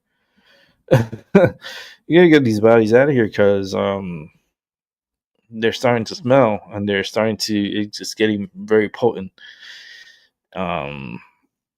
Ice can only do so much. I need a working refrigeration. I need a generator. I need power to run the coolers. So they went ahead and put in the order and got a generator. Got a small one, but they brought it like on a trailer. It was like a 18-wheeler that brought it, and we were able to get power from that to connect it to the freezer. But a lot of people died. Well, people die every day. When in the hospital, I was so used to it. Like every day, every other day, someone would die. And I was the one that had to like do the paperwork and release the body, where it depends how, like, let's say if it's a case that came in through the ER and it was something tragic or something happened, 9 out of 10, the doctor's going to take it, like send it to the medical examiner. So he would let me know, the doctor let me know, we're going to send the body to the medical examiner for further study and so forth. And I was like, okay, cool. Make the call. I'll get on the paperwork. So I go to the office, grab the paperwork and stuff, start filling out the information, and waiting for the medical examiners to get there. They're really cool. I really like the medical examiners. They're really fast. I go, damn, guys, you guys don't have much to do tonight, huh? You got here pretty quick. Like, no, man. We were on the corner. We were getting some coffee. I was like, did you bring me coffee? He said, hell yeah. And they bring me a shot of coffee. Oh my God. So good. Keep me going for the night. And they gave me their license, because they always have to give me their license and their the permits and so forth. And I gotta photocopy that and photocopy their licenses. And I already knew who they were and so forth, but I have to do that for documentations. So write everything up, sign off, get the doctor come over and the charge nurse and have them sign off with me. We all see the sign. Okay, good. Everything's done. Get the paperwork, give them back their licenses. Here you go. Here's a copy of that paperwork. And let's go get the body. So we go, and they usually I'll help them, but like they come in twos sometimes. And that night there were two of them, so I wasn't gonna help them. I was like, they could do it. So they get the body and they put it in their gurney and have it all set up in a way that, you know, they cover it. And we have a entrance, like exit area back in entrance where, you know, discreetly they go and put it in the van and take it. Yeah, that's how we used to do it. But everywhere is different, because like the ER we had that way. It depends if they send it to a medical examiner or if it's going to a funeral home. If it's going to a funeral home, you know, and the family is not requesting an autopsy, they just want the body to be, you know, taken to the funeral home and processed. Then they give us the number to the funeral home. We call them up, make arrangements. Hey, listen, we got one here for you. It's you know, we'll say it's male, the age, the name, and so forth. And they already have the arrangements with the family. All they do is for clinical purposes, so the paperwork's match up.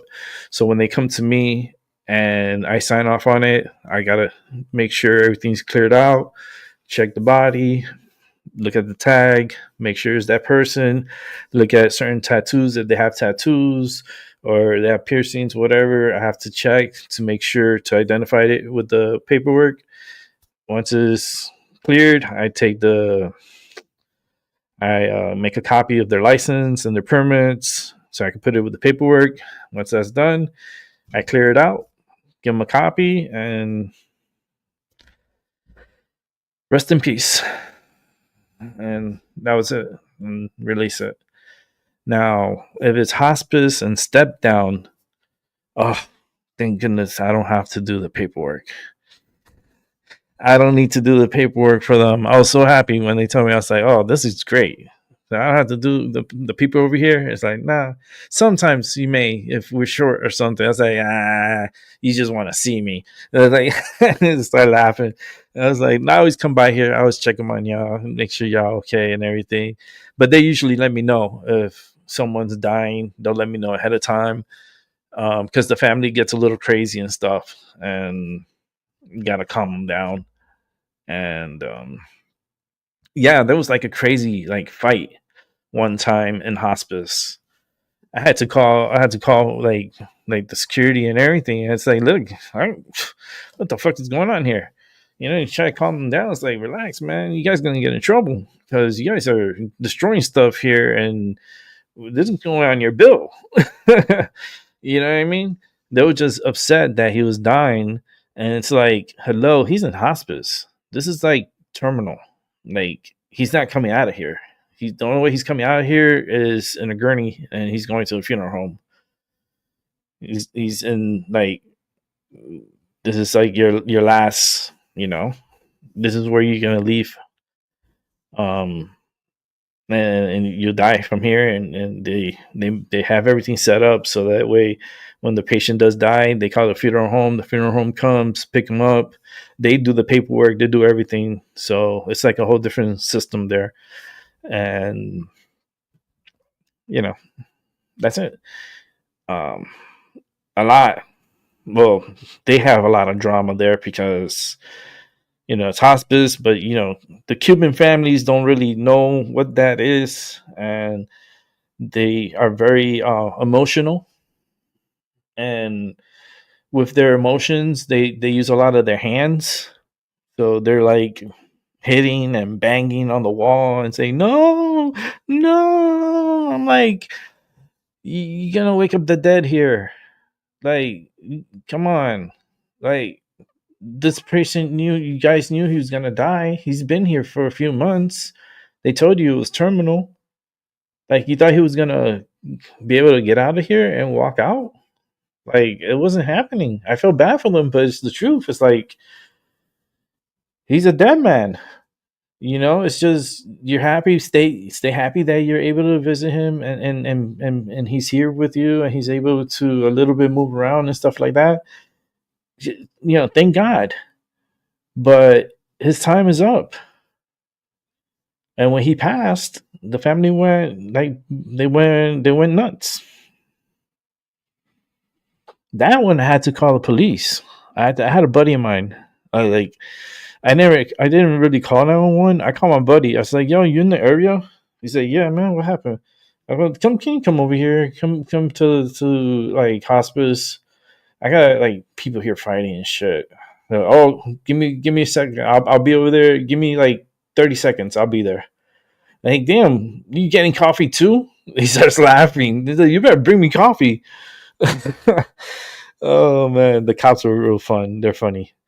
But when the cops come and they're like, oh shit, you know, then we calm the place down and we didn't arrest anybody or nothing, but they did cause some damage, but we were like, it's okay. Sorry. But it's like, you know, it's for some people it's hard to handle death. You know, they go crazy and they want to fight and want to throw hands, and I'm like, ain't nothing I can do. He's gone. You know, I had so many people that had died like that, no, not through hospice, but you know, in the ER when this one guy came in and he was well, there's the ER is always, I have so many stories of the ER, but there was this one guy. He came in and he was a part of an accident. He was riding a bike. He was one of those speed bikes. And the long story short, he didn't make it. I had to go in the room to check up on him. I walked in. I looked at him and I saw that like half of his torso was gone. I knew he was a dead man. I told the doctor, I looked at the doctor, it's like, this is I'm gonna get the paperwork. He's like, yeah, I think so too. I was like, all right, cool. Let me go get it. Because that's how we knew, like me and the doctor, like all he had to do is give me this look. He gave me this look, I already knew. I was like, all right, let me get the paperwork. He didn't have to tell me. He all has to do is just give me this look. I was like, fuck. You gotta do paperwork. And then the family comes and they're screaming because their loved one is dead.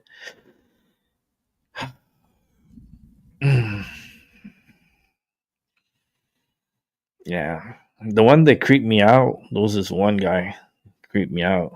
The way he died was something that you would see like in The Exorcist or something. Like, I remember we had a cold blue before he even got there. We had a cold blue. I'm like, all right, I'm here. What happened? They're like, no, he's not here yet. I was like, he's not here yet. It's like, yeah, it's a rolling cold blue. I was like, okay, what's happening? It's like, oh, we don't know. I was like, you don't know. It's like, yeah, it's like he's all over the place. He's hyped. His numbers are crazy, and they have him strapped down. So they have them strapped down. They have them strapped down to their gurney. I go, are they gonna leave their gurney here? Stuff. They're like, no, they'll move them. They'll put them over and they'll strap them down.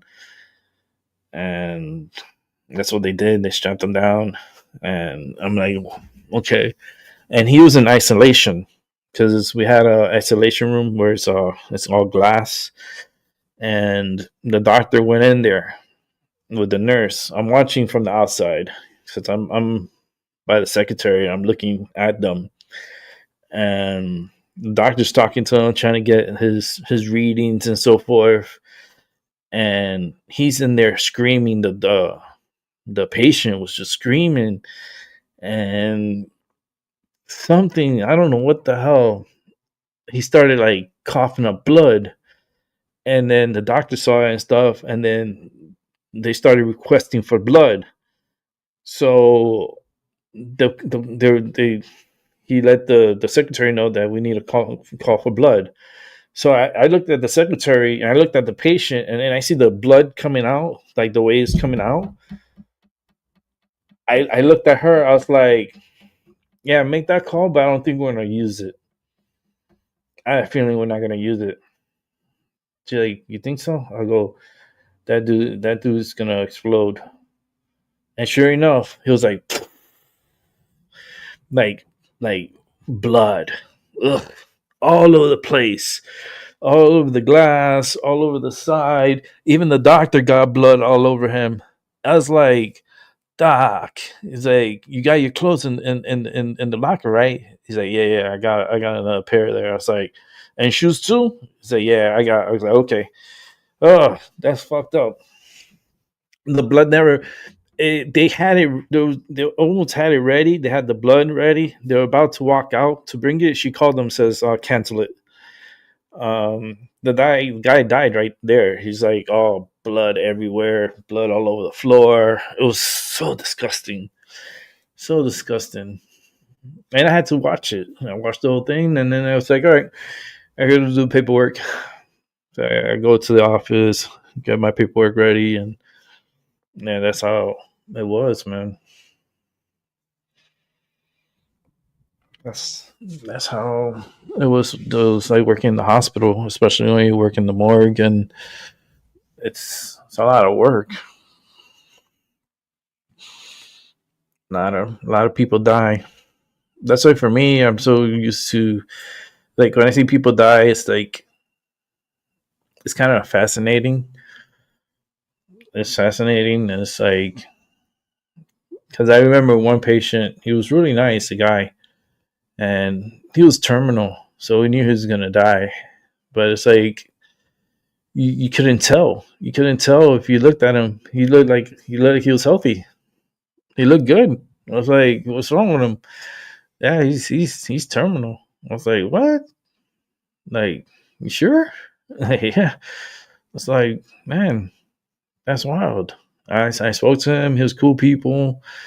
He's like, yeah, man. It's like, I don't got much time, they say. I was like, yeah, man, you don't. But don't worry. I'll be processing you if you do go. So I'll make sure I'll take care of you on the way out. She's like, oh, thanks, man. I really appreciate that. I was like, okay. So a few days later, he passed away. And we processed him and put him in the morgue, and we took good care of him. Like, we take good care of all the patients, but for him, I took good care of him. I even gave him his pillow. I sent him down with his pillow, so he was comfortable. And I sent him off with his pillow too.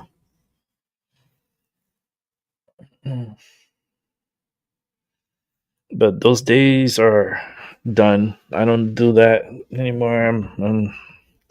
I do this now. I do this, and I'm pretty much retired. Just don't do much. Just keep to myself, and I do this. I'm trying to do it more often, but when more people come, it'll be better because there'll be more interactions in the chat and everything. But But if they ever really needed someone to work in the morgue, I'm like, all right, I'm here. I'm not gonna like it, but I could do the paperwork because I'm not lifting no bodies. Like, because back in the days we had to lift the bodies and put it on the gurnal and all that stuff, and that's just like, there was one that was like, that's a big, that's a big bitch. Like yeah, she was like close to like 500 pounds. I'm like, I cannot lift her. There's no way. I have to get the like, it's a kind of like a crane, but it's a lift. So you put the straps around her and then you lift her up and then move her over. That's the only way I could do it because that girl's big. So it's a big person, man. Those are very hard to process. It's hard to push. You gotta understand, that's like 500-600 pounds you have to fucking push down to the elevator, and then you're hoping your elevator don't break down because of the weight. And then you roll it out, and then she doesn't fit in the morgue, so I have to put ice on her. Like, it was just, the skinny people were easy. The females, a lot of females, a lot of males, a lot of people with strange tattoos. Like, I had like really the scars in my mind. That's in my mind. I see them.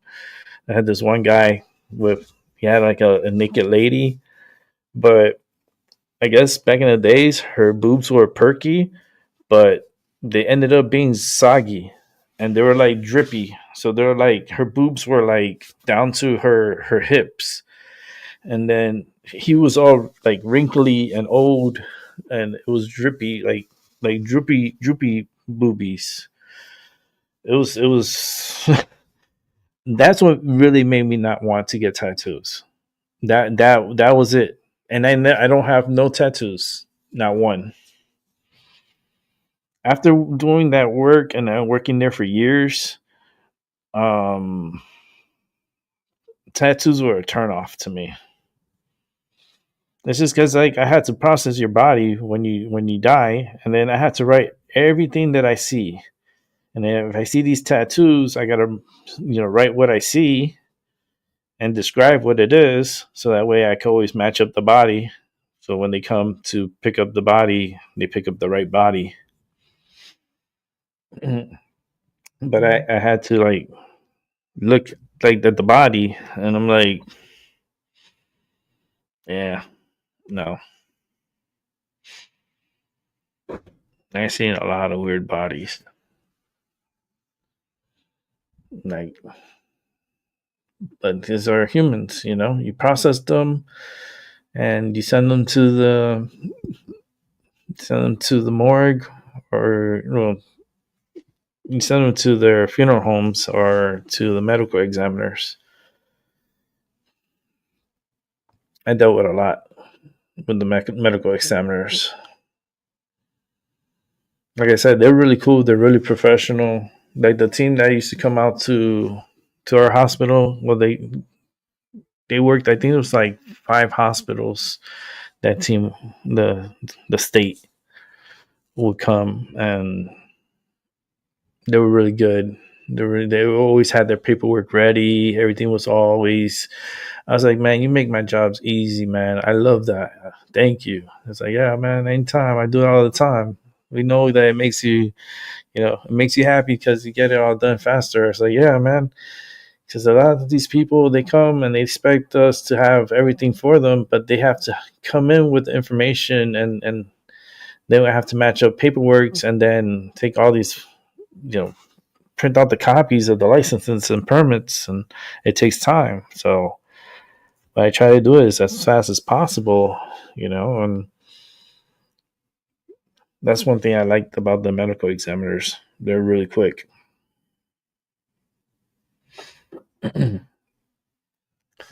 But yeah, let's see, what time is it? I think I'm gonna wrap up the show soon.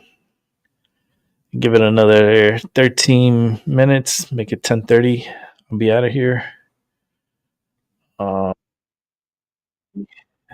I wanted to see this real quick. Maybe we could just take a quick look at this, and I can wrap up the show.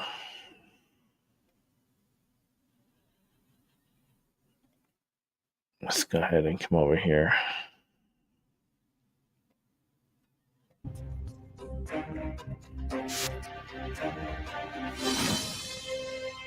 That's the next case. Judge overseeing the Idaho College murders trial, giving the defense one last chance to try to convince him to allow them to present an alternate perpetrator theory to the jury. Receive the defense's proffer regarding alternate perpetrators. That will be sealed. Provide me with whatever actual evidence you have that supports those allegations, rather than just allegations. Let's bring in Anjanette Levy. She is a host of the Law and Crime Network. When you hear the judge, Anjanette, say, bring me the evidence, it sounds like the proffer didn't include a lot of actual evidence. It just sort of maybe put forward some theories or something. Yeah, it certainly sounds like that, John, and thanks so much for having me. The judge has been pretty clear that they're going to have to meet certain guidelines for him to allow this alternate perpetrator theory in. The defense has already indicated that they're going to go with a theory that there were 2 killers and 2 weapons involved. They have an expert who's going to testify for them that there were 2 weapons involved in these crimes because the injuries to the 4 victims in the case were different and caused possibly by 2 different weapons. So it will be interesting to see what they ultimately present. As you heard, the judge said these things are under seal right now, so we don't know who they're offering up as these alternate suspects, but there is case law in Idaho that says they have to meet a certain standard in order to present this evidence to the jury. But the key to the case, the thing that really led to the arrest of Bryan Kohberger, is DNA that was found on the knife sheath inside the home, and the authorities say it's Bryan Kohberger's DNA. So even if there was somebody else involved, it would seem that the case against Kohberger is pretty strong. It does seem like a very strong piece of evidence, and we don't know how exactly the defense is going to attack that. It is Kohberger's DNA on the knife sheath, but they've suggested that it could have been transferred onto that knife sheath by somebody else. And they've always said in these pretrial hearings, how did that knife sheath get there? So it will be interesting to see how the defense explains Bryan Kohberger's DNA being on the inner snap of that knife sheath. I actually have one of those sheaths here in my office. I could show it to you in just a second, but it's on the inner snap of that knife sheath. They didn't test the top of the knife sheath button. They tested the inner snap. And that is where the DNA was found. Plus, they have those Amazon records, John, that show that Bryan Kohberger, or at least somebody in his family, they're suggesting possibly somebody in his family could have purchased the knife sheath, bought that knife sheath and sharpener and knife in March of 2022, months and months before the homicides. Meantime, there is this huge controversy roiling the case about evidence that NBC Dateline was able to put on air. They have actual footage of what they say is Kohberger's car circling the crime scene on the night of the killings and then racing away from the killings. There are some other very incriminating pieces of evidence, and all of that stuff was supposed to be under seal. Here's some of it. Kohberger's AT&T phone records, the content of his cell phone, photos and information associated with his Amazon account. And again, at the top there, the surveillance footage of what police say was his car. The judge is not happy about this. No, the judge is absolutely furious, and he didn't show a lot of emotion during that hearing the other day, but he's furious, and he wants a special prosecutor appointed to investigate the source or the source of this leak, or he wants the leaker or leakers. It could be more than one person leaking this information, because this is information that only law enforcement or the prosecutors would have been privy to. They had actual information from Brian Kohberger's phone. They had photographs, selfies of him, his Google searches. They had his Amazon records, some of which we knew about from pretrial motions. But really, they had insider information. And they even said that in an interview that Keith Morrison did with a reporter. They said that, they had the goods and they felt like they had a lot of the evidence that would be presented at trial. So they got it from an inside source. And the judge said in the order that he presented to the prosecution, ordering them to preserve all communications and records, that he suspected it was likely a member of the prosecution team, a former member of the prosecution team, a member of law enforcement, or maybe a former member of law enforcement. Yeah. So he suspects this leak came from the state side of things, not the defense. Whoever released that evidence probably thought they were helping buttress the case against Brian Kohberger, but could result in suppression of some of that evidence, some of it being thrown out of the case. We'll see. That is very possible, and it could. And the judge said it could make it much harder to seat a jury, and he may have to end up sequestering the jury. All right, Anjanette Levy, Wow. good to talk to you. Thank you. Thank you. Hey, Sean Hannity here. Hey, Okay, that's pretty wild. That's a case that I'm looking forward to for later on this year. But I'm gonna wrap it up, Albie, because I gotta get out of here. So for everyone else, awesome, Albie. I'll see you around, bro. All right. So I will definitely be back, hopefully tomorrow, God willing, and see if I can do it early and maybe do an early show, and of course an afternoon show. See what the day brings us tomorrow. But for now, have a good morning, good afternoon, good night, wherever you are. It was a pretty good night tonight. Had some people come and go. For those who are rewatching, thank you very much for rewatching. Trying to keep it minimal, 2 hours. You see, I'm past the 2 hour mark already. So don't hate on me. I know my shows are a little long, but I'm pretty sure they're entertaining. And with that said, have a good night, and I'll catch y'all all on the flip side. Peace.